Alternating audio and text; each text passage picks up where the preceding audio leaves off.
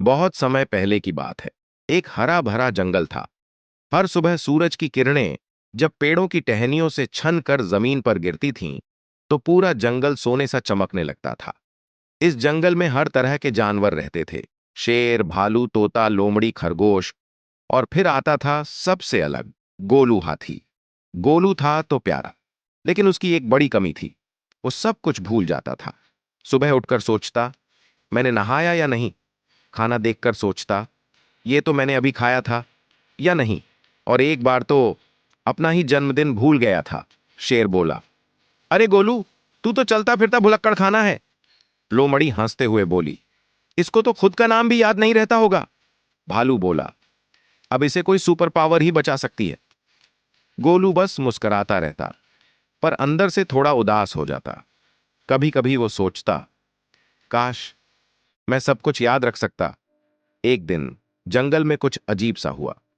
पेड़ के नीचे एक सुनहरा केला रखा था।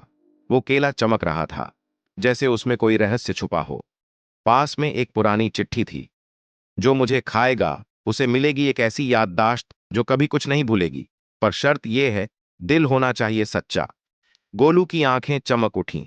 उसने बिना एक पल गंवाए केला खा लिया। अगली सुबह जैसे कोई चमत्कार हुआ हो। गोलू को सब याद था। कौन क्या बोलता था, कौन क्या खाता था, कौन क्या छुपाता था। वो पूरे जंगल में घूम घूम कर बताने लगा। भालू दादा, आपने परसों रात 5 रसगुल्ले खाए थे। लोमड़ी बहन, आपने तोता से कहा था कि आप उससे शादी करेंगी, लेकिन फिर नेवले के साथ डेट पर गई थीं। हा हा हा, पूरा जंगल सदमे में। कहीं हंसी, कहीं शर्म, कहीं गुस्सा। शेर बोला, ये तो जंगल का जासूस बन गया है। लोमड़ी, अब तो इससे डर लगने लगा है।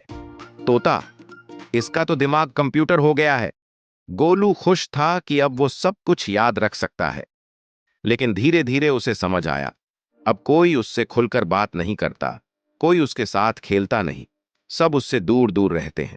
गोलू अकेला हो गया था। एक दिन उदास होकर वो जंगल से जाने लगा। उसकी आंखों में आंसू थे। क्या मैंने कुछ गलत किया? उसने खुद से पूछा। तभी एक छोटी सी आवाज आई, गोलू भैया। वो था नन्हा खरगोश। बोलता है, हमें वो पुराने वाले गोलू चाहिए, जो हंसते थे, जो कभी कुछ याद नहीं रखते थे, पर हमेशा सबका साथ देते थे। गोलू की आंखों से आंसू बहने लगे, लेकिन उसके चेहरे पर एक प्यारी सी मुस्कान आ गई। तभी वही जादुई केला फिर जमीन से बाहर आया, अब की बार एक नई चिट्ठी के साथ। सच्चा हीरो वही होता है जो दूसरों की खुशी के लिए अपनी ताकत छोड़ सके। गोलू ने केला हाथ में लिया और फिर प्यार से उसे दोबारा जमीन में दबा दिया। अगले दिन वो फिर से वही भूलक्कड़ गोलू था, पर अब फर्क था, पूरा जंगल उसके साथ था।